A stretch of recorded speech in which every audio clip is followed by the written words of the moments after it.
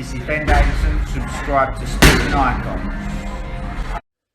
Now, of course, a lot of you will already know and would have already noticed some of the things I'm going to be talking about in this video. And that would include a very large section of Tyson Fury's fan base. Tyson Fury has tremendous fans and a lot of them.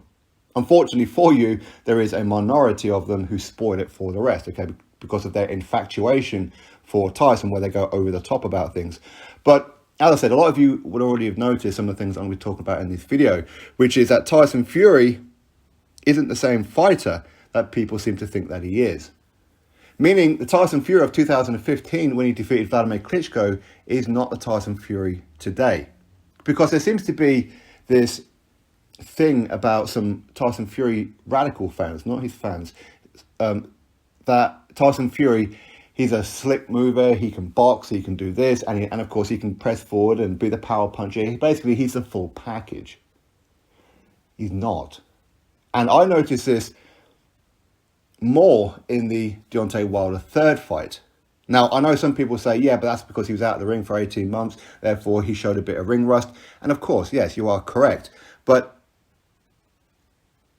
he was fighting a guy who'd been out of the ring for the exact same time. So the ring rust that Tyson Fury had would have been the same ring rust that Deontay Wilder had.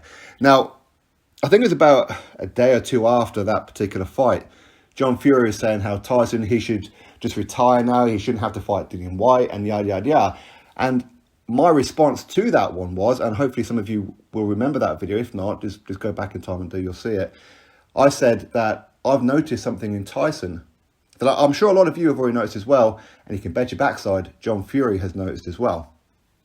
Now, firstly, two of those fights, as in the first fight with Wilder, the third fight with Wilder, and of course the Otto Wallin fight, has added a lot of miles to the clock of Tyson Fury.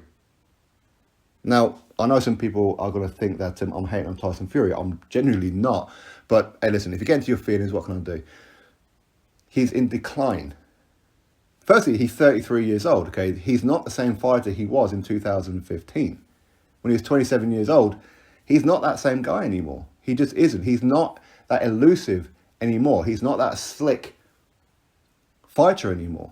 He can't move the way that he did. His reflexes are not there anymore in the sense of what they once were.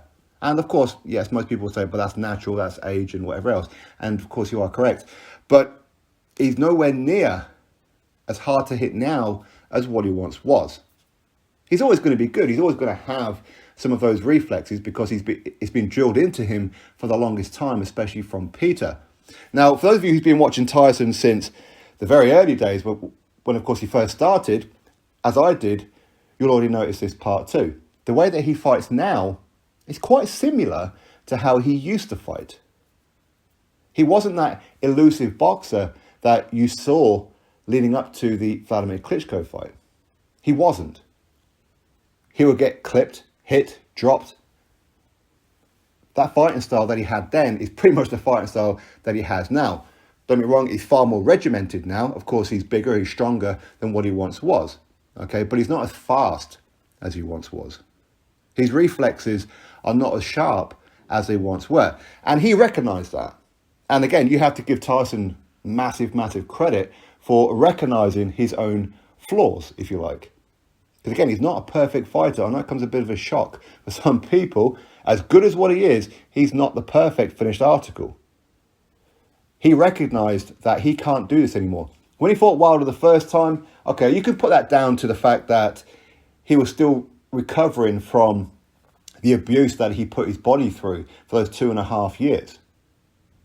Okay, I mean, he comes back and takes on two somewhat journeymen, I suppose, Seferis Ferry and Francesco Pianetta. Yes, Pianetta once did challenge for the world title, of course. But then, of course, he went into a fight with Wilder, a Wilder who has been active for a long time. All that time that Fury was out the ring, Wilder was still fighting. Okay, he wasn't fighting great opponents, for sure he wasn't.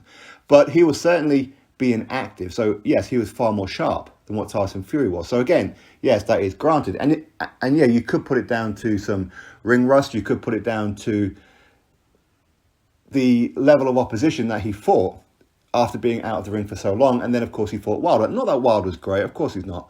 But he was always going to be a little step behind.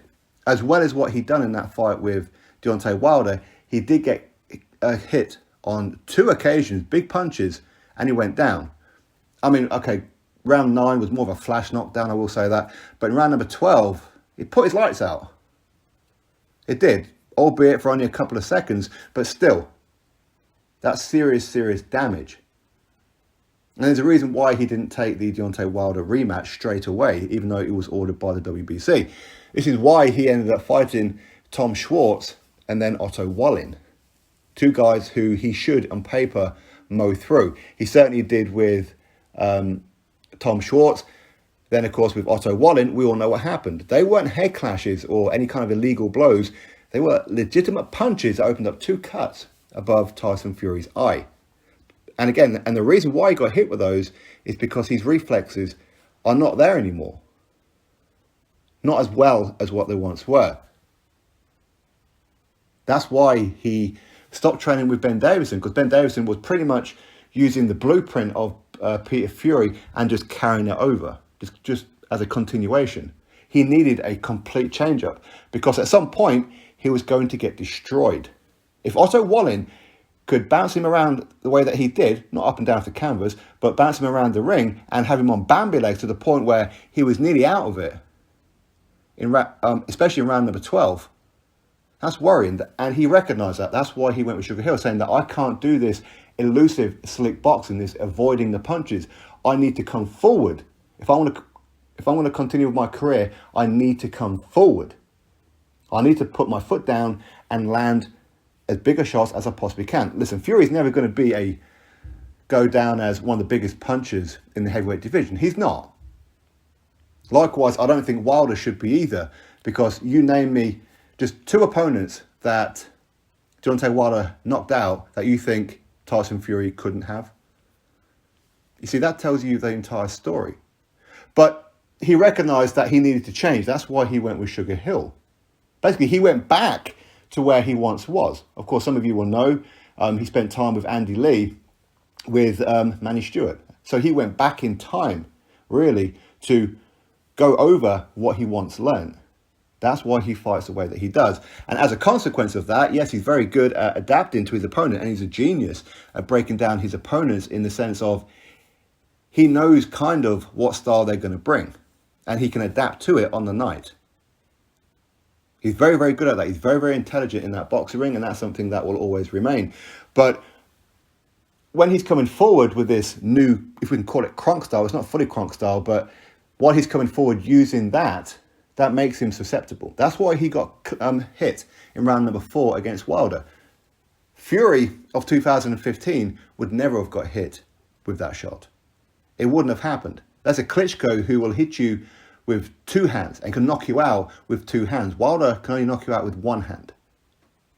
And if Fury can avoid both of Klitschko's knockout power hands, him fighting a one-trick pony, one-handed, right-handed Deontay Wilder shouldn't be a problem.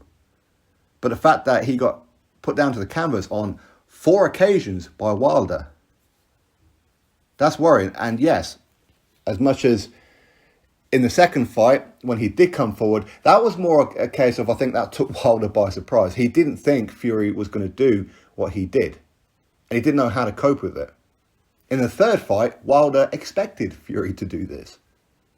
And of course, he was trying to set a few traps up himself. Unfortunately for Wilder, I think the emotions took over for him, which is why maybe some of the anxiety, and he started to hyperventilate even from the second round. He was getting tired. Okay, which would probably explain how he managed to hit the deck in round number 3 quite easily. But he still had enough about him in round number 4, where Fury walked onto a straight right hand. That's a one punch, really, that should never really land. Especially when you know that you're fighting a guy who throws that one punch. But Fury was right there in the line. Now, the second time he got dropped in the very same round, that was more a case of because he hadn't fully recovered from the first knockdown. So again, he has got miles on the clock. And even though Wilder was tired from round 3-ish, it still took him another 7 rounds to get him out of there. 8 rounds, really. Granted, some of that may have been a case of he was a little bit dubious because we know Wilder, his recovery is usually pretty good. Wilder will lose rounds, round after round after round after round, and at some point he'll detonate. So maybe Fury was a little bit nervous of that, and that's kind of fair play, considering that he had been dropped 4 times by him across the 3 fights. So when I hear people saying how Dillian Whyte has absolutely no chance against Tyson Fury, it's because you're looking at Tyson Fury through godlike eyes. You're looking at Tyson Fury thinking that he can still do what he done to Klitschko. He can do what he done to Wilder, certainly in the second fight. Put them together, he can switch and he can adapt. He's a complete fighter. He's not. I'm sorry to tell you, but he's not. He really isn't. Now, there isn't a perfect fighter. There isn't. Now, I'm not saying that he's so much in the decline that he's no good. I'm not saying that. I'm not saying that at all. What I'm saying is, he's not what you think he is anymore. His knees, look at his knees. Look at his legs. They are more bent now than what they ever were. They are probably getting to the Kugan Cassius stage. Right? Look at his fingers. They're all twisted. They're all out of shape. He's got miles on the clock. He had to have injections in both of his elbows, again, according to his dad, for the Wilder third fight. Because he can't take, his elbows now can't take the impact anymore. I don't think Fury has too much longer in the game. Now, I'm not saying any of this makes him more susceptible to Dillian Whyte. I think if Dillian Whyte catches him at any point, there's a very real chance that Fury will go to sleep. Fury is not going to get up each and every time. But again, Tyson Fury, of course, he's going to be the favourite for that fight with Dillian Whyte. Of course he's going to be the favourite. And I'd argue with anybody who says that he shouldn't be the favourite. And I'm a huge fan of Dillian Whyte, you all know that. But Dillian Whyte has better chance of defeating Tyson Fury than Wilder did. Because if Dillian Whyte gets Tyson Fury hurt, if he drops him, there's a very real chance Tyson Fury gets finished in that moment. So for all of you who seem to think that Tyson Fury is going to wipe the floor of him and mop him and knock him out, firstly, you might be right, of course. Of course, anything's possible. And again, it's very easy to put it down in the comment section. Either Fury's going to win or he's not. You've got a 50% chance of being right. Okay, your odds are pretty good. But the point is, he is a fighter in decline. He really is. He's not that slick fighter anymore. Of course, he can still switch it. He can still do all that kind of stuff. And yes, he can still be elusive at the best of times. But his punch resistance isn't as good as what it once was. His reflexes are not as good as what he once was. His movement is not as good as it once was. And I don't think his stamina is as good as it once was either. I think a lot of it is down to the fact that, yes, of course, he is 33 years old now, but it's how he lives, how he has been living for quite some time. He does carry a lot of excess weight and that around. Especially during that 2.5 year layoff. I mean, he went beyond a beast, really, didn't he? It's going to have long-term effects, and it does appear that that's exactly what it is. Hey, listen, if I'm wrong, I'm wrong. I have no problem being wrong about anything. Of course I don't. But again, I think I'm only saying what a lot of you will already recognise. Some of you who get upset about it, oh well, that's more about you than it is about me. Drop your thoughts below, click thumbs up, and of course subscribe. And I'll catch you all in the next video.